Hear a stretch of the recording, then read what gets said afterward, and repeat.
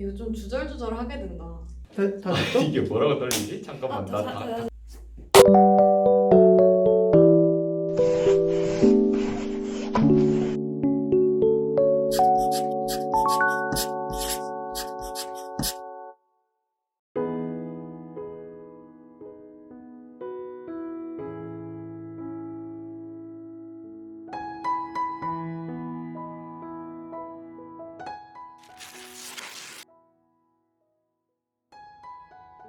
저는 대학교에 붙었을 때 그때가 제가 기억하는 첫 번째로 간절했던 기도 그리고 들어주신 응답이어서 저에겐 가장 인상 깊었던 기도 응답입니다. 지하철을 타고 가면서 너무 피곤해서 손잡이를 잡고 너무 피곤하다라고 혼자 생각만 하다가 문득 기도를 해볼까 하고 하나님 제발 제 앞에 자리 하나만 주세요 라고 기도를 했는데 정말 신기하게 그 다음 역에서 딱 제 앞자리가 비게 되는 역사가 일어났는데 하나님께서 이런 기도도 들어주시는구나 하고 엄청 신기했던 기억이 있습니다. 저는 공동체에 대해서 기도를 많이 했었는데 그 응답이 저는 수원성 교회인 것 같습니다.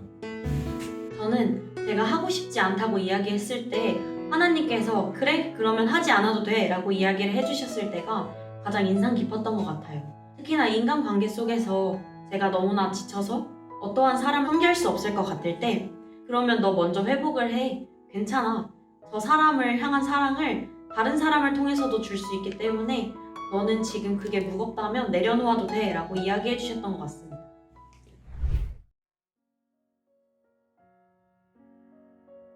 하나님의 섭리하심을 이제 크건 작건 발견했을 때 저는 하나님이 내 삶을 주관하시고 계시구나. 예를 들자면 제가 최근에 이스라엘 비전 트립을 갔다 왔는데 마침 회사에 들어가는 시기랑 딱 맞물렸는데 그런 것들 하나님께서 잘 조정을 해주셔가지고 둘 다 취업도 하고 이스라엘 비전 트립도 갔다 오실 수 있게 해주셨던 그런 것들이 다 하나님의 섭리하심을 느낄 수 있었던 것 같습니다. 이제 날이 추워지면서 아침에 나갈 때 그 쌀쌀한 새벽 공기를 느낄 때 그리고 그 어두운 밤하늘에서 밝게 빛나는 별을 바라볼 때 하나님께서 나를 사랑하셔서 내가 좋아하는 것들을 주셨구나. 그때 하나님의 사랑을 잘 느낄 수 있는 것 같습니다.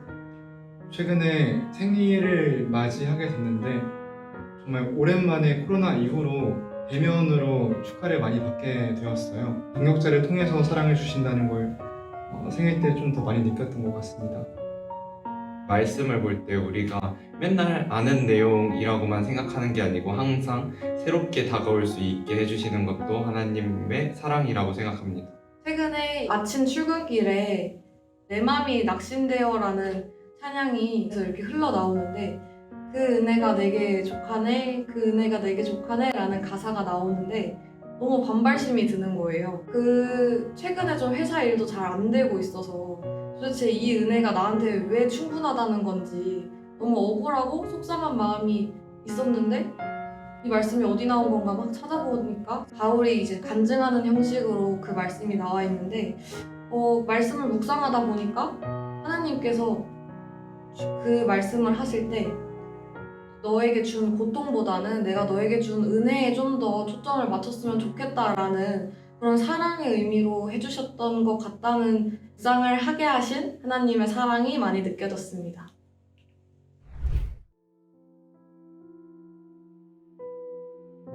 저는 사실 기독교인으로 살면서 하나님을 잘 믿으면은 반드시 복을 받을 줄 알았어요. 근데 살아가다 보면은 꼭 하나님을 믿는다고 지금 당장 뭔가 성공하고 그러진 않더라고요. 그런 부분들이 제가 생각했던 기독교인의 모습과는 달라서 그 부분이 저는 의외였습니다.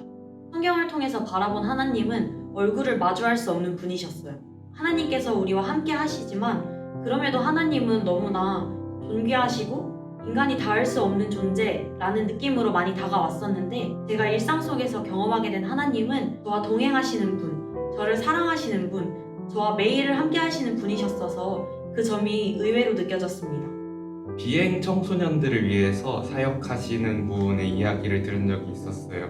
하나님께서는 누구보다도 죄를 싫어하시는 분이고 누구보다도 정의로우신 하나님이신데 누구보다도 싫어하는 죄를 지은 이 청년들을 하나님께서 누구보다 사랑하시는, 죄를 정말 싫어하시지만 죄인을 누구보다도 사랑하고 그들이 돌아오기를 바라시는 분이라는 것이 참 인상 깊었습니다.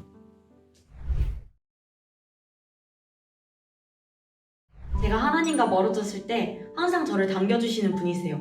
제가 힘들 때면 위로해주시고, 제가 사랑이 부족할 때면 사랑을 채워주시고, 제가 슬퍼할 때면 저를 다독여주시는 분이셨어요.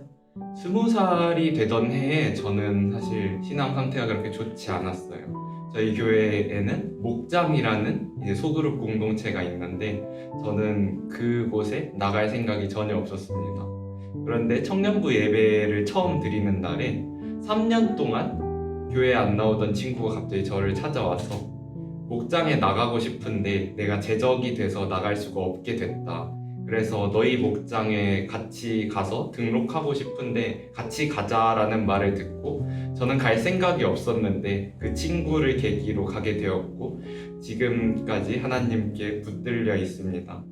그 타이밍과 정말 그 하나님께서 그때 저에게 딱 필요한 것을 주셨다는 생각이 참 인상 깊게 남습니다. 하나님은 우리에게 많은 것을 주시는 분이시기도 하지만 때로는 가져가시는 분이시라는 걸 느꼈던 때가 있습니다.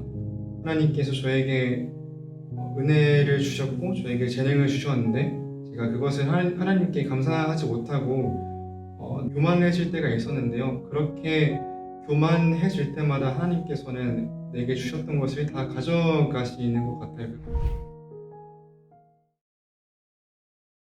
제가 힘들 때 하나님은 늘 함께 하시는 분이신 것 같아요. 내가 힘들 때 하나님을 의지하기보다는 세상적인 것에 의지를 하다 보니까 하나님의 동행하심을 놓칠 때가 많은 것 같아요. 근데 그럼에도 하나님은 나의 이름을 불러주시고 내가 돌아오기를 기다려주시는 분이시다. 제가 힘들 때 하나님은 정말 한계까지 힘들 때 반드시 건져주시는 분, 그리고 주의 사람들을 통해 일하시는 분이라고 생각을 해요. 저의 하나님은 제가 힘들 때 그냥 묵묵히 옆에서 계셔주시는 하나님인 것 같아요. 주님은 산 같아서라는 찬양이 있죠. 우리가 정말 슬프고 마음이 아프고 고통 중에 있을 때에도 그 기쁠 때 함께 하셨던 주님이 여전히 그 자리에 계신다는 것이 저에게는 정말 큰 위로인 것 같습니다. 하나님은 저를 항상 위로해주시는 분이셨어요. 특별히 제가 사람으로 인해서 상처를 받았을 때는 사람으로 치유를 해주셨고, 제가 어떠한 일 속에서 상처를 받았을 때는 같은 일을 다시 주시는데 그 속에서 회복을 함께 도와주시는 주시는 분이셨어요. 제가 받은 상처를 오히려 회복으로 돌려주시는 분이 저희 하나님이셨던 것 같아요. 성경에서 좀 비슷한 느낌은 로뎀나무 밑에 숨어있던 엘리야에게 빵과 물을 주신 하나님이 가장 제가 힘들 때 찾아와 주시는 하나님의 모습과 비슷한 것 같은데, 힘들수록 저는 오히려 이걸 종교적으로 극복을 해보고 싶어서 더 사람들의 말에 귀를 닫고 하나님과 소통을 해야지라고 고집스럽게 생각을 했었던 것 같아요. 정신을 차리고 보니 주변에서 그런 순간에 저를 되게 챙겨주고 저에게 좋은 말씀을 해주고 있는 사람들이 참 많더라고요. 하나님께서는 제가 힘들 때 주변 사람으로서 더욱 저를 챙겨주시고 회복을 시켜주시려고 했다는 것을 깨달았습니다.